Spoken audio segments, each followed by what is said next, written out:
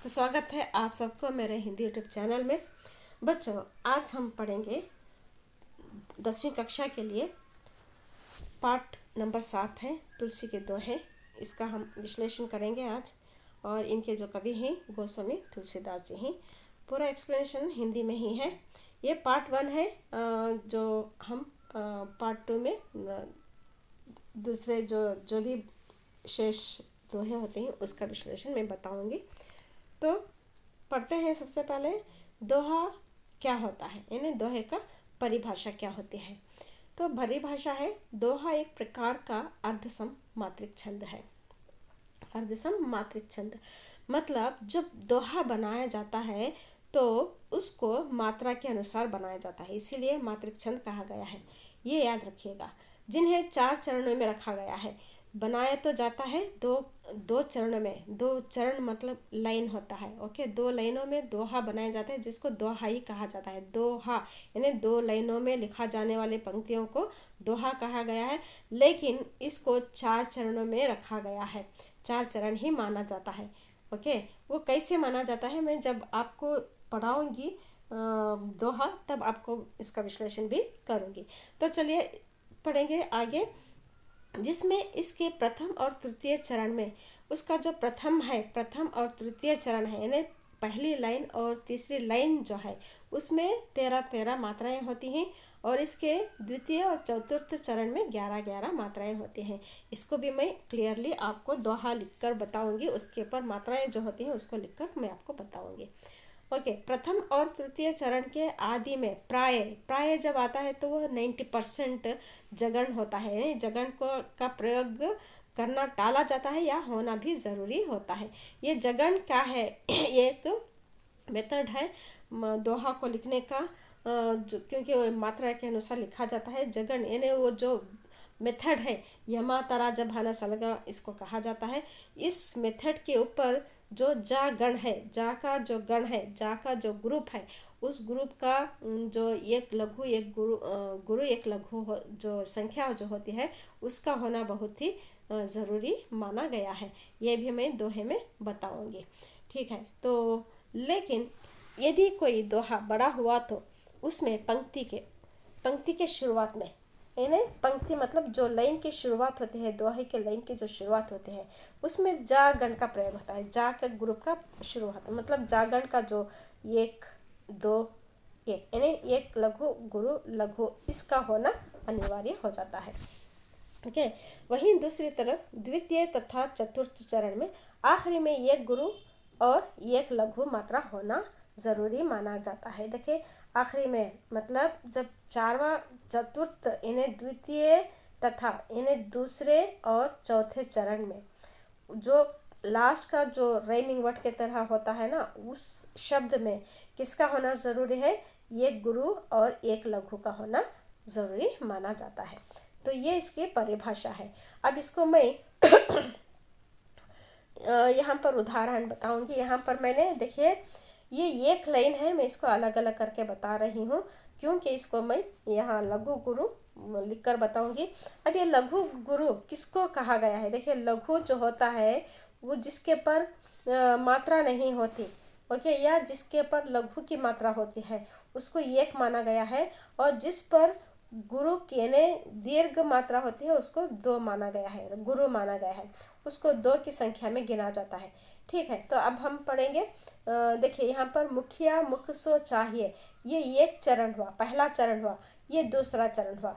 तो अब यहाँ पर इस परिभाषा में बताया गया है, एक और तीसरे चरण में कितनी मात्राएं होती हैं? 13 मात्राएं।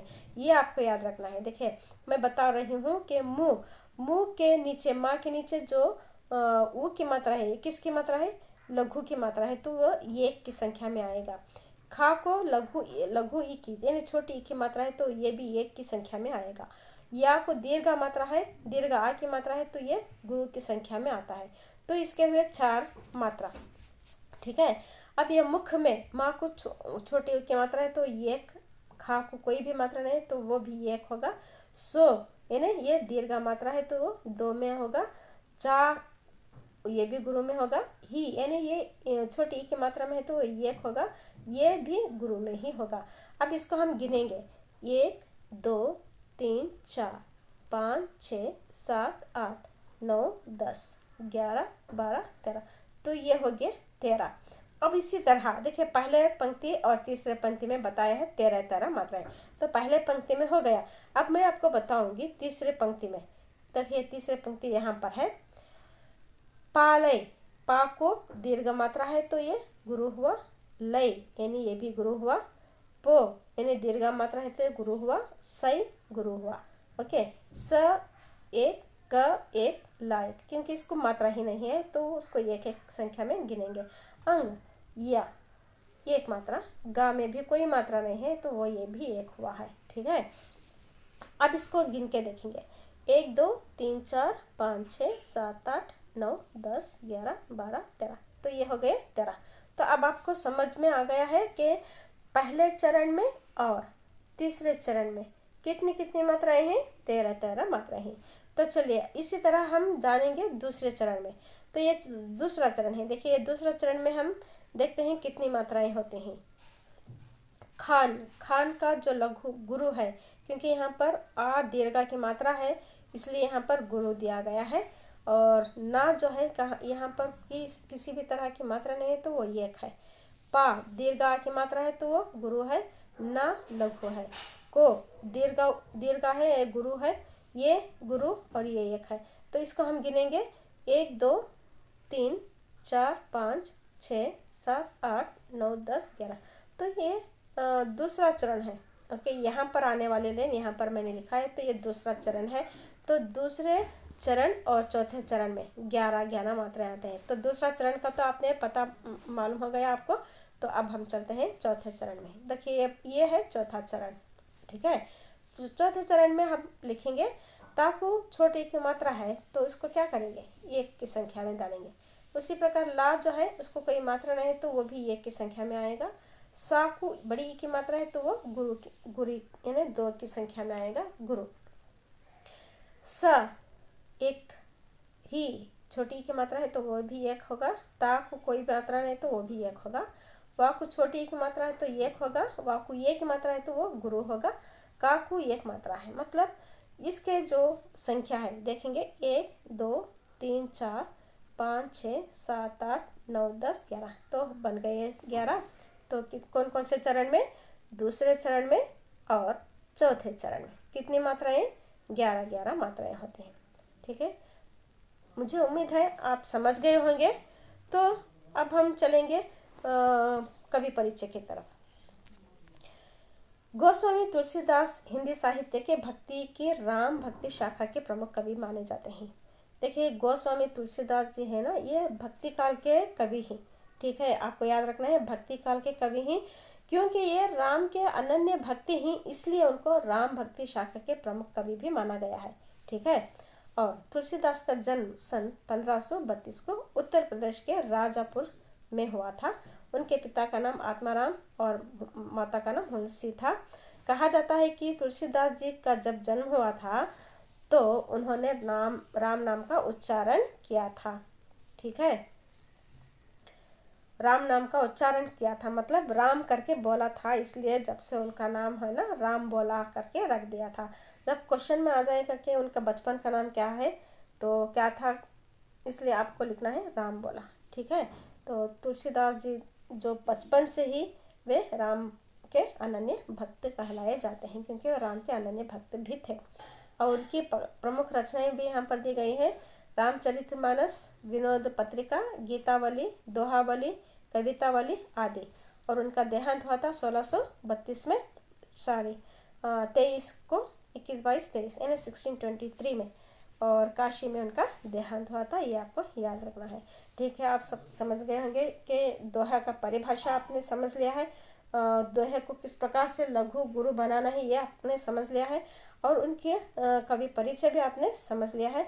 तो अब हम पढ़ते हैं दोहों को वो किस तरह से बनाया गया है। यह दोहे का जो आशय यहाँ पर दिया गया है। तुलसीदास जी के ने इन दोहों के द्वारा मुखिया के लक्षण और संत के स्वभाव पर प्रकाश डाला है। साथ ही उन्होंने दया धर्म का महत्व समझाया है। अभिमान, त्याग, विवेक युक्त ये जो भावना है इसको भी इस दोहे में बताया है।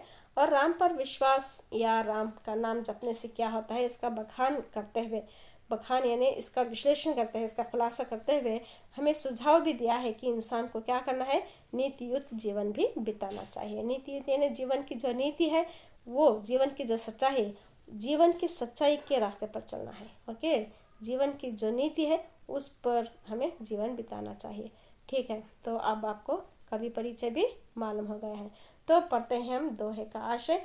इस दोहे में छात्र क्या करेंगे, जब दोहे पढ़ेंगे तो वे भी अच्छे कर्म करने की प्रेरणा पा सकते हैं और नैतिकता से जीवन बिताने की सीख भी प्राप्त कर सकते हैं। तो चलिए अब हम शुरू करते हैं।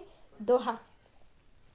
मुखिया मुख सो चाहिए, खान पान को एक, पाले पोसे सकल अंग, तुलसी सहित विवेक। तो यहाँ पर आपको दिख रहा है दोहा कितने लाइनों में लिखा गया है। देखिए यहाँ पर अब इसको 4 चरण क्यों माने जाते हैं। देखिए मुखिया मुख सो चाहिए, तो यहाँ तक मैंने कामा यहाँ बताया है, कामा को एक लाइन बताया है। फिर कामा के बाद में जो है खान पान को एक, तो इसको दूसरी लाइन माना गया है। पालय पोसे सकल अंग, ये तीसरी लाइन है। तुलसी सहित विवेक, ये चौथी लाइन है। तो ये भी आपको मालूम हो गया है। अब चलिए हम इसका भावार्थ भी पढ़ेंगे। तो ठीक है, भावार्थ इस प्रकार है। देखिए, प्रस्तुत दोहे में तुलसीदास मुख अर्थात मुंह और मुखिया दोनों के स्वभाव की समानता दर्शाते हुए लिख रहे हैं। तो तुलसीदास जो है मुखिया और मुंह दोनों को कंपेयर कर रहे हैं। वो क्यों कंपेयर है, देखिए मुखिया क्या होता है, मुखिया जो एक नेता होता है, और मुंह जो होता है वो खाने पीने का काम करता है, मुख होता है। तो इसकी समानता क्यों कर रहे हैं, तो चलिए देखेंगे क्यों समानता कर रहे हैं। देखेंगे तो मुखिया को मुंह की समानता होना चाहिए, क्योंकि समान होना चाहिए, क्योंकि मुंह जो है खाने पीने का काम है ना, वो अकेले करता है। जैसे कि लोग है ना मुंह से ही खाते हैं, है ना। जब मुंह ही नहीं है तो आपका शरीर कैसे होगा। ओके, लेकिन वो जो खाता पीता है, कौन, मुंह जो अकेला खाता पीता है, उससे शरीर के सारे अंगों का पालन पोषण करता है। देखिए ये उदाहरण दिया गया है, मुंह जब खाता पीता है, जब मुंह ही नहीं होता है खाने पीने के लिए, तो हमारे शरीर में एनर्जी कैसे आएगी, है ना, ये हमको जानना चाहिए। देखिए मुंह जो है अकेला खाता पीता है, ओके, लेकिन उसको एनर्जी सारे शरीर को मिलती है। तो ये कहा गया है कि मुंह जो अकेला खाता पीता है और सारे शरीर को के अंगों को पालन पोषण करता है। अंगों यानी सभी हाथ पैर पेट सब चीज़ों को वो पालन पोषण करता है। उसी प्रकार मुखिया को भी होना चाहिए। मुखिया मुंह के समान है, क्योंकि मुंह जब खाता है तो वो सारे अंगों का पालन पोषण करता है। तो मुंह का खाने का फायदा जो होता है उसके अंग को मिलता है, शरीर के अंगों को मिलता है।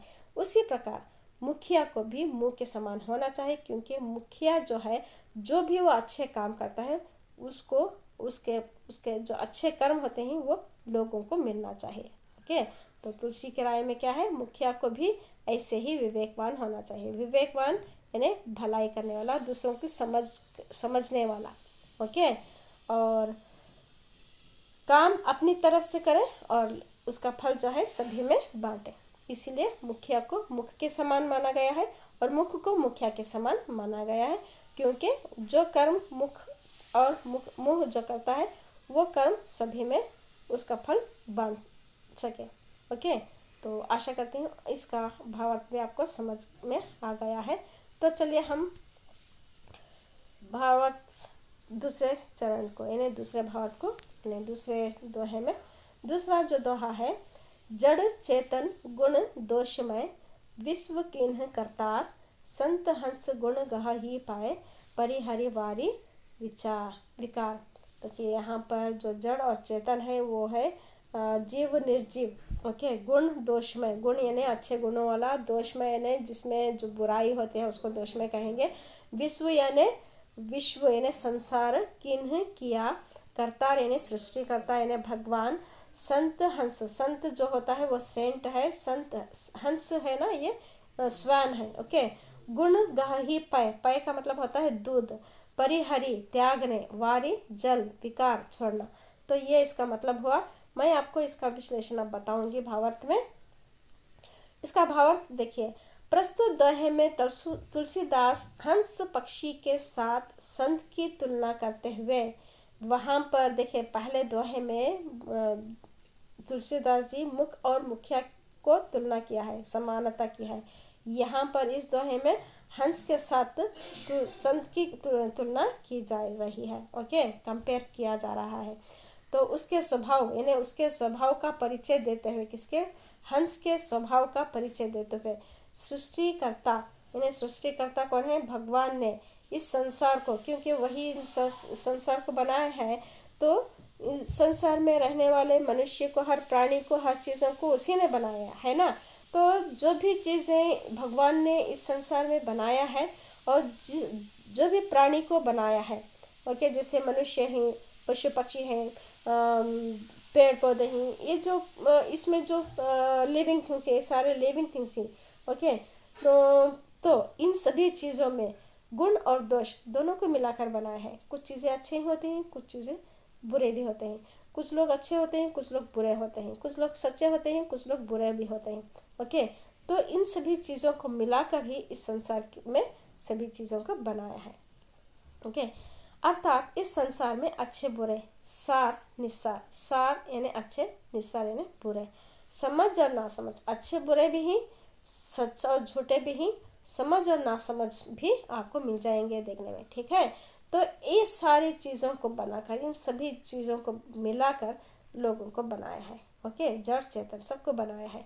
ओके, इस संसार में सभी इस प्रकार के लोग या चीज़ें हैं।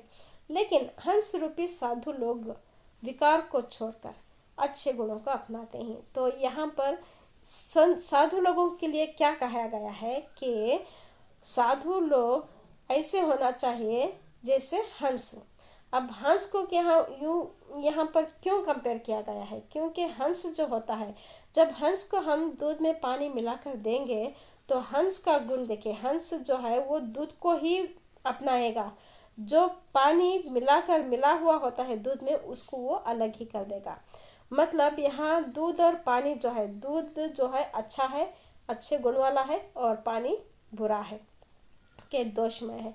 तो यहाँ पर हंस दूध को पीने वाला है तो अच्छे गुण वाला है। ओके, और पानी रूपी दोष को वो छोड़ देता है। तो हंस का ये स्वभाव है। ओके, हंस का स्वभाव जो है वो अच्छे गुण है उसमें होते हैं। तो उसी प्रकार जो है साधु को भी होना चाहिए। मतलब इस संसार में जो बुरे लोग हैं, झूठे लोग हैं, जो भी दोष है उन सभी दोष को छोड़ देना है, सभी बुराई को छोड़ देना है। ओके, सब ये झूठ को भी छोड़ देना है।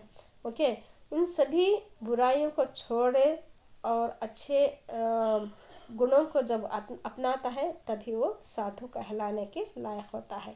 ओके, तो यही इस बात को ही कहने के लिए उन्होंने, इन्हें तुलसीदास जी ने संत और साधु की समानता की है या तुलना की है।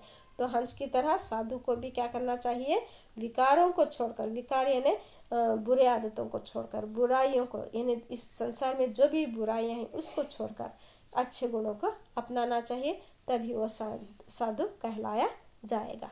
तो मैं आशा करती हूँ आपको ये भावार्थ भी समझ में आ गया होगा। तो बच्चों, मैंने यहाँ पर सिर्फ दो ही दोहे के भावार्थ मैंने बताए हैं, इसका विश्लेषण किया है। और अगले पार्ट में मैं जो 3 भाग जो बचे हुए हैं, 3 दोहे, उसका भी विश्लेषण मैं पार्ट 2 में बताऊंगी। तो जो क्वेश्चन आंसर्स यहाँ पर, क्वेश्चंस मैंने यहाँ पर लिखे वो बताऊंगी। सबसे पहले, तुलसी मुख को मुख के, यानी तुलसीदास मुख को क्या मानते हैं, मुखिया मानते हैं। उसी प्रकार मुखिया को किसके समान मानते हैं, मुख के समान। तो ये जो है मुखिया को मुख के समान मानते हैं और मुख को मुखिया के समान। ये आपको बहुत ही अच्छी तरह से याद कर लेंगे तो आसानी होगी आपको इसमें लिखने में। हंस का गुण कैसे होता है, हंस का गुण कैसे होता है, जो हंस जिसको दूध में जब पानी मिलाकर दिया जाता है तो हंस क्या करता है, वो दूध रूपी अच्छे गुण को, यानी दूध को वो अपना कर वो जो पानी रूपी जो दोष है उसको छोड़ देता है। ये उसका स्वभाव होता है। ठीक है, तो इसका ये हंस के क्या है, गुण है। मुखिया मुख किसका पालन पोषण करता है? मुख जो है वो सारे शरीर के अंगों का पालन करता है। इसका मैं अगले पार्ट में बताऊंगी इसका आंसर, क्योंकि इसका विश्लेषण करने के बाद में मैं बताऊंगी। तुलसीदास किस शाखा के कवि हैं? राम भक्त शाखा के कवि हैं। तुलसीदास के माता पिता का नाम क्या है? तुलसीदास के माता पिता का नाम जो है वह पिता का नाम आत्माराम और माता का नाम तुलसी देवी था। ओके। और तुलसीदास के बचपन का नाम है ना वो है राम बोला।